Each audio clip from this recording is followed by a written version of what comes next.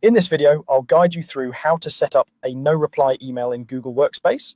By the end, you'll have a no-reply address that you can use to send automated messages like notifications or confirmations without inviting people to reply to it.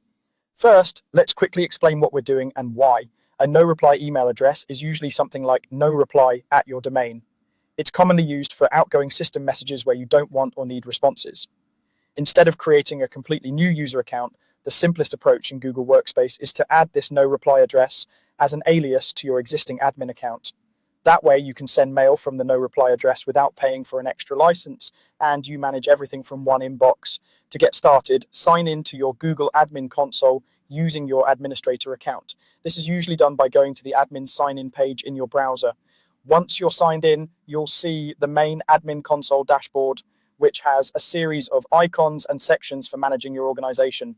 From this dashboard, look for the section called Directory.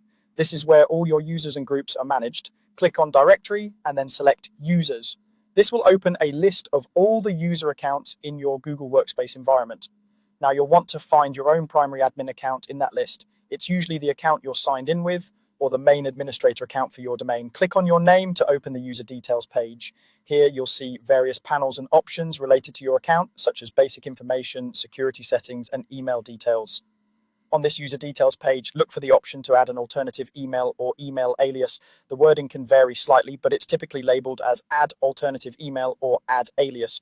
Click that option. A small window or panel will pop up asking you to enter the new email address. In the email field, type the no reply address you want to use, for example, no reply, followed by your domain. Make sure you type it carefully, double checking for spelling mistakes, because this will be the address your recipients see.